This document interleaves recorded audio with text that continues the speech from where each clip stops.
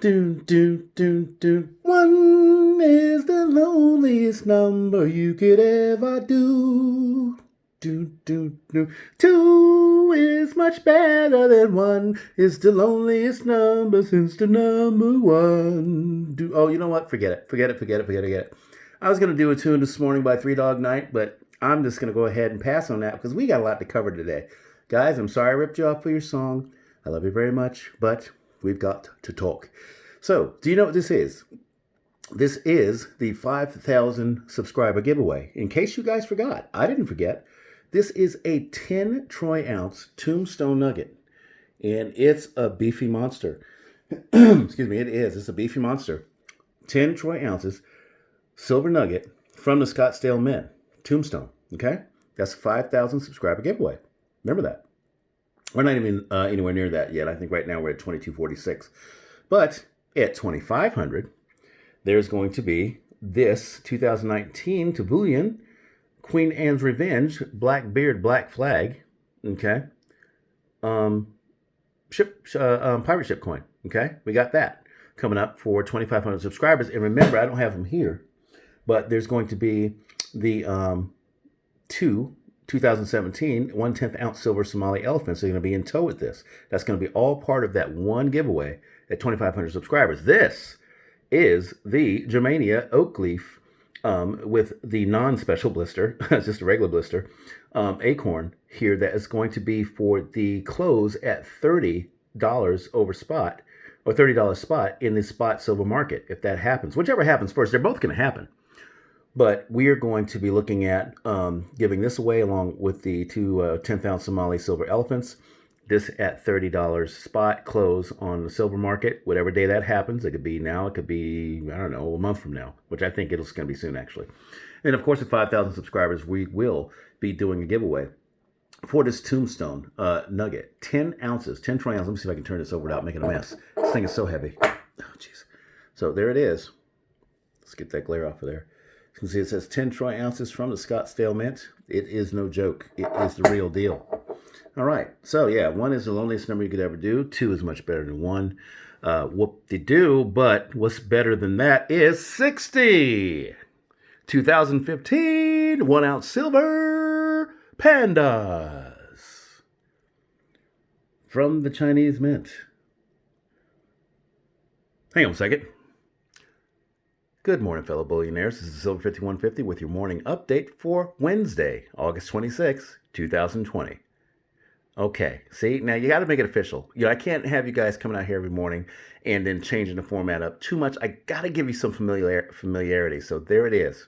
All right, let's just go ahead and go through the bases. That was the song 1 by Three Dog Night that I almost finished and did not do at all. But it just made the case for our giveaway. So I thought it was very, very, very fitting. All right.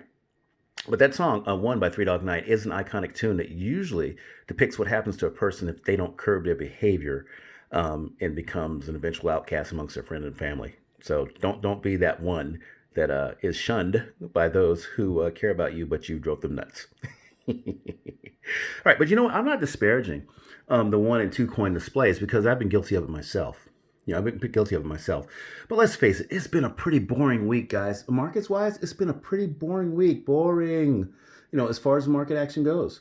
So I'm just trying to keep you guys fired up by reminding you of these giveaways. 5,000 subscribers, 2,500 subscribers with 2017 1/10 ounce silver Somali elephants in tow, and $30 spot close on the silver market, this oak leaf right here.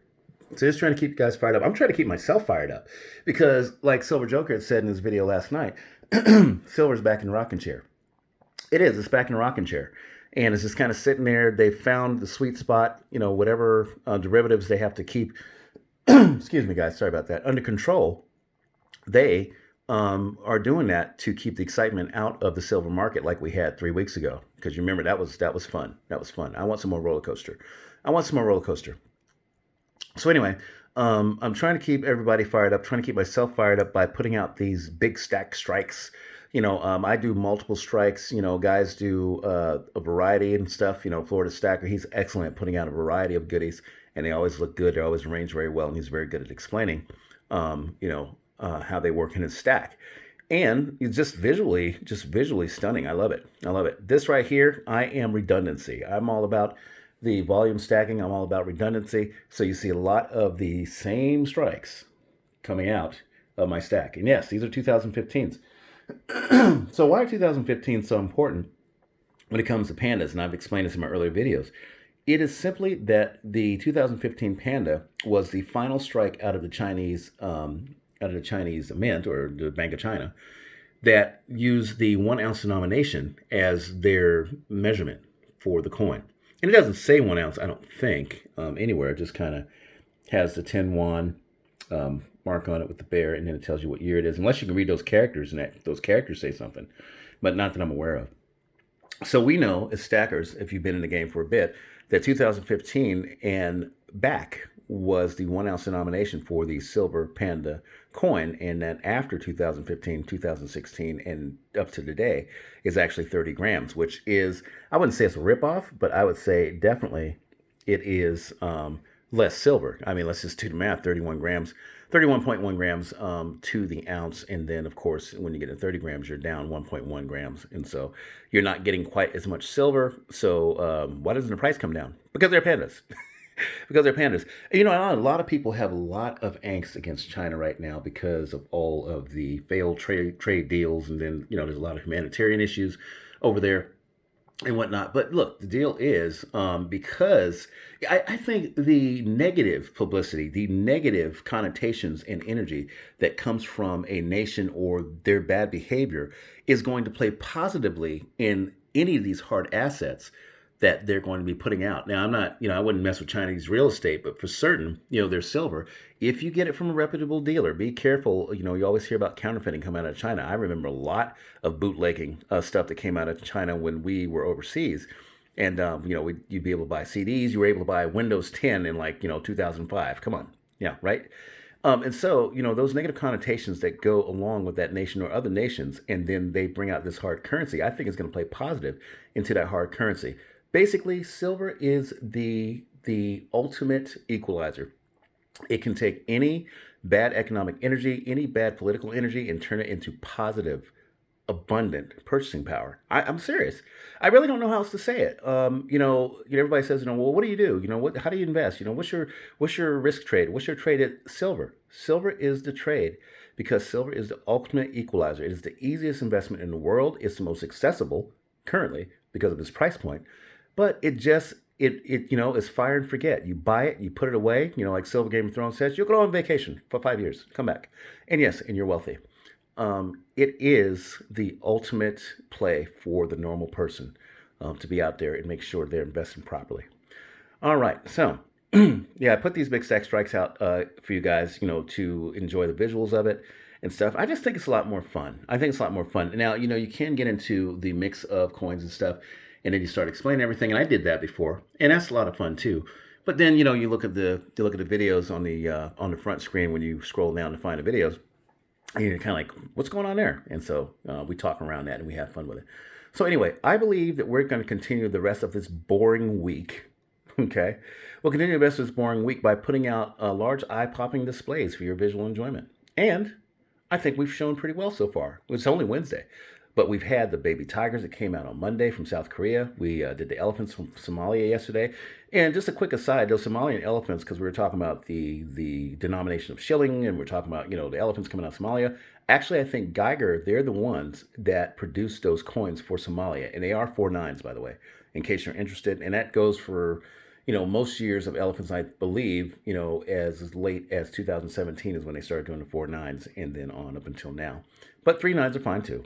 3.9's fine. 4.9's fine. Anyway, so we had those elephants yesterday, and we have these bears here for you today. All right. Now tomorrow we're going to venture out to sea.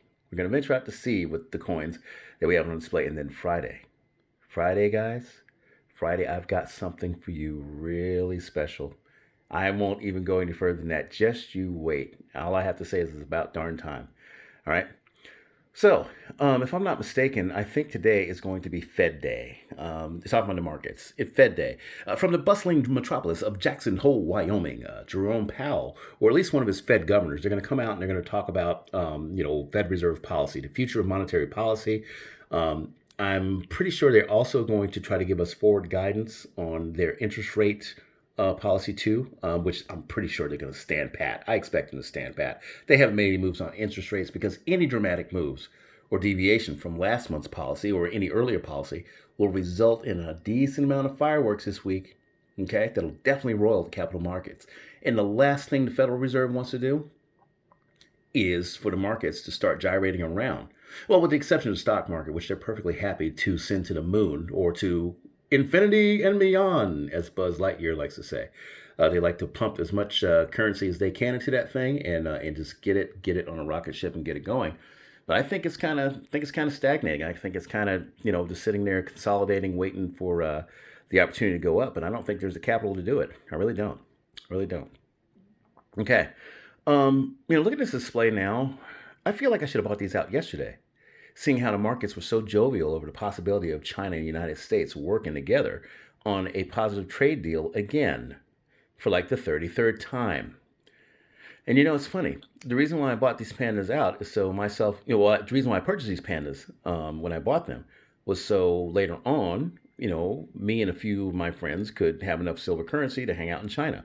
They'd have their pandas, I'd have my pandas, whatever we needed to try to get by and survive and explore China, explore that country in 3-star luxury. Notice I said 3 stars, not 5 stars, because, let's be honest, it's China. You won't have access to everything. But any of you guys that have been following my channel for any length of time, you know that this is a core belief of mine. And my core belief is that the silver coins used in their country of origin at a time when silver is used favorably. If you have the coins that are from the country of origin that you're using them in, they will provide much more leverage than, say, coins minted outside of those provinces. Now, the exception being, of course, the American Silver Eagle, which will either be loved or hated, which I think it'll be accepted because it's just going to be widely known as, a good coin to use. You'll probably be checked for counterfeiting and all that stuff, but the American Eagle is probably going to be one of those coins that really, is easily accepted. So, anyway, yeah, like everything else, I try to project what's going to happen in the future, and it's mostly just pretty, it's just long shot speculation. When I do that stuff, it's like, well, the Chinese panda is going to get you a lot more stuff in China, and then the Barbados, the seahorse is going to get you a lot more leverage in Barbados. Silver eagles and ATBs are going to get you a lot more leverage in the United States. That is, my core belief. So countries, I think that's how they're going to do it. And here's the thing. Even though my thoughts are speculation, the unlimited wealth part isn't. The unlimited wealth that silver is going to bring into your coffers because it's going to absorb inflation and turn that hyperinflation, meta-inflation, high inflation into good purchasing power. The unlimited wealth part that I believe is not speculation. It's going to happen. It's going to happen. I know there's a lot of naysayers out there, even amongst our community, that kind of laugh and scoff when I say, silver eagles are running about $1,000, it'll be, $600 spot and then $400 premium. Well, we haven't done it yet. And when we get there, I'll remind them that I said that. I'll remind everybody that I said that because we're going to get there. We have no choice. We've got that pyramid that has all that stuff, on it that tells you all the bad financial instruments out there that have to expire. Okay, so I still maintain a relief about the countries that are so willing to let their silver be bought up and taken away right now. They're going to find themselves regretting that decision and will later wish to recover their sovereign silver.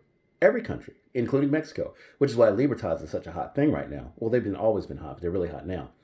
But they're going to use their country's beauty through tourism. They're going to, pitch and be aggressive in advertising to get people to come over to their countries and use their silver in exchange for access to that country through tourism to get their silver back. I think that's how they're going to play it.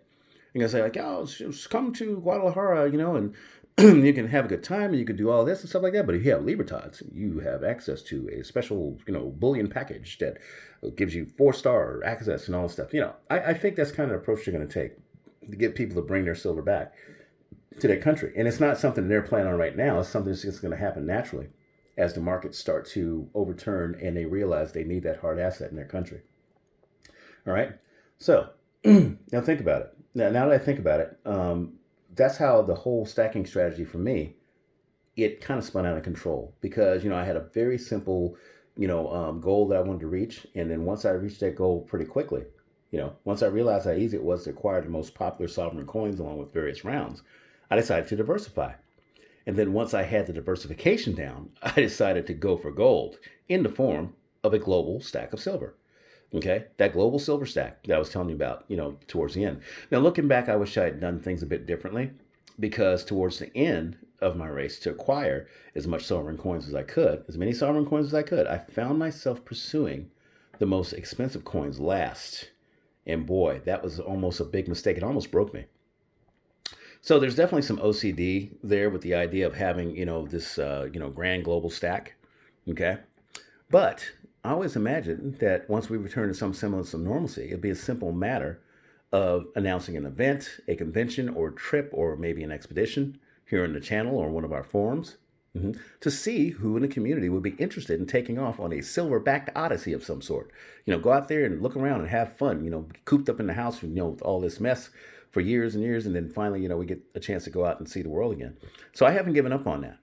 Once we clear our debts with revalued silver, once we clear our debts, we set up our new financial frameworks to make sure that our families are well taken care of, start a charity or 10. Let me head back over here to the tombstone. It's really a really nice looking bar. Okay. Set up a charity or 10. All right. After we take care of our families and set up our framework, I say it's time to hit the circuit and let off some steam. You know what I'm talking about. Getting out there and partying hardy like, us stackers will do. Whether it's in Vegas, whether it's in Bangladesh, whether it's in Tokyo, it doesn't matter. But we'll dive into this a little bit more later, talking about the idea of globe hopping and all this stuff and globe trotting, if one so wishes. But as you know, of course, it is time for a quick look at the markets. Okay, so let's see if the Fed speak right now, people's desire for Fed speak, is actually going to have any impact on the markets this far.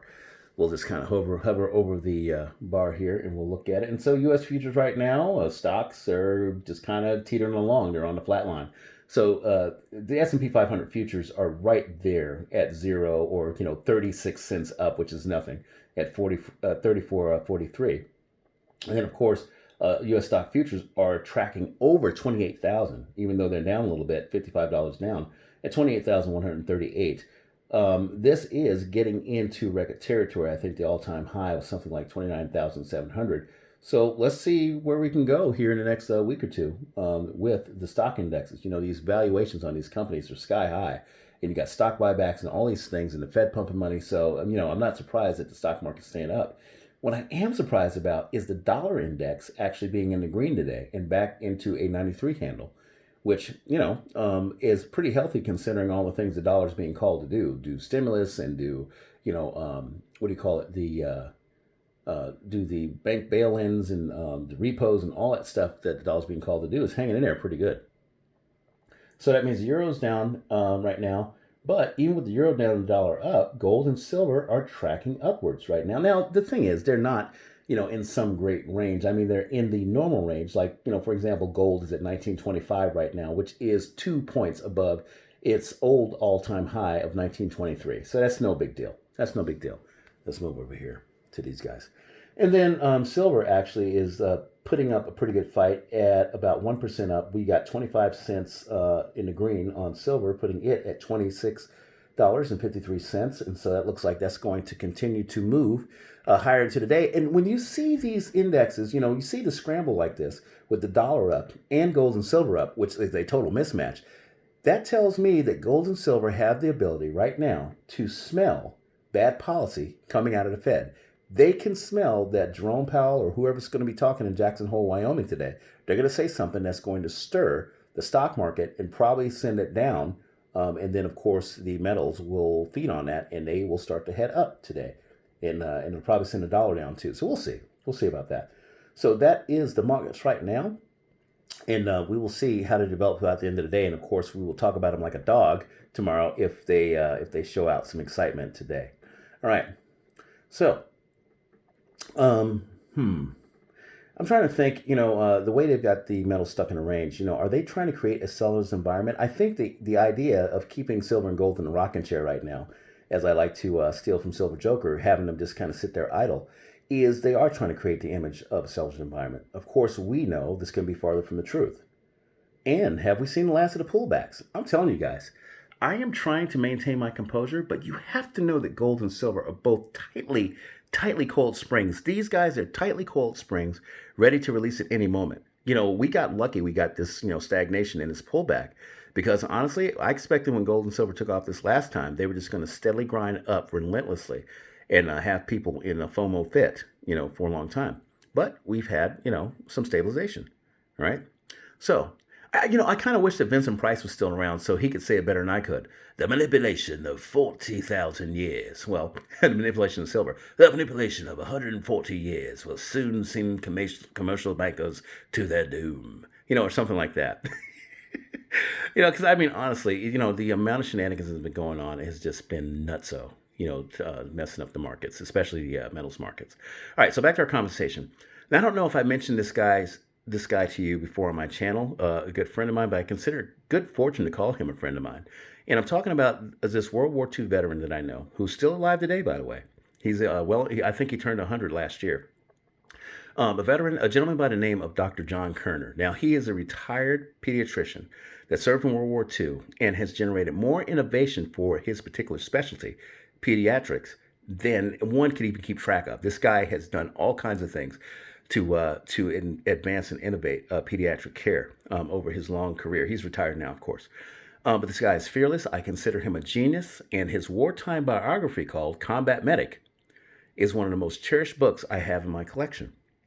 Now, the reason why I'm referring to Dr. Kerner today is because in his book, he experiences firsthand what it's like to have near limitless resources in a ravaged economy. Now, in this particular case, it's a well-outfitted United States military in war-torn parts of Europe. Now, I'm sure the guys that were serving at that time, they would, contest the idea that they, had unlimited resources. But, considering how badly Europe was torn up at that time, they were doing pretty well. The United States military moving through those countries and stuff, trying to get things, back, into some semblance of normalcy and, stop the fighting and to go ahead and defeat the enemy. But anyway, so the basic correlation we have to today being that we are in possession of these inexhaustible monetary units, okay? These inexhaustible monetary units that are part of the next wealth cycle, in fact, the next wealth cycle, they're due to explode all over this global economy we have right now that's being ravaged by a mismanaged pandemic. See, I didn't say that the economy is being ravaged by the pandemic itself. No. The global economy is being ravaged by the mismanagement of this new pandemic. Okay? The leaders, they just kind of did things a little backwards and they did some missteps. And so now the repercussions are coming in. Now, back during the war, an ordinary day wasn't simply something that was available. It just wasn't available. An ordinary day back during World War II. A situation we find ourselves in now as time marches on and on. We don't have normal days now either, we're going through. But during the war, many people risked their lives for something as simple as having lunch at a cafe or just taking a drive out in the country. Today we have people who are willing to risk their health for some semblance of social atmosphere, while a ride in the country is still a reasonable pursuit for now. Okay? But that's the thing. The recovery of the global economy will be a long process. It'll be a long process. It's during this process that our new wealth cycle, all right, meaning silver, will outperform that growth. When the economy starts to come back, our silver will be constantly exponentially growing ahead of that growth in the economy, allowing us to access nearly anything and everything our hearts desire. And I'm hoping those things are good. Now, remember what I said about doctors and house calls a long time ago in one of my earlier videos? Imagine having enough accumulated wealth to access the paraprofessional world as easily as, say, a fast food drive-in menu. Seriously. Now, this is in no way meant to disparage, the fine professionals out there, Dr. Kerner included, that have provided us with services we couldn't have otherwise provided for ourselves. There's no way we could have done it. But just to serve as a simple indictment on how broken the global economy will be at that time. Absolutely broken. And that's why when you hear stackers speak of what they plan to do, once their silver holdings reach fair valuation, You hardly ever hear words like Lamborghini or Louis Vuitton or the Hamptons. You mostly hear about them trying to protect their families and rebuilding communities. I'm not saying that everybody at Stacks is noble, doesn't want to do anything fun or frivolous, but, the underlying message is basically we know that when we have this asset valuing, revaluing and valuating, up into, outer space, just really high valuations, it's going to be up to us to help bring the global economy back around. And I'm not saying we're going to be tip of the spear, but I think silver will actually be the lead monetary asset that makes this happen. All right. So it's almost as if stackers know that they're going to be part of that tip of the spear to bring the global economy back around with silver. And this is why I recommend you stack as much as you can.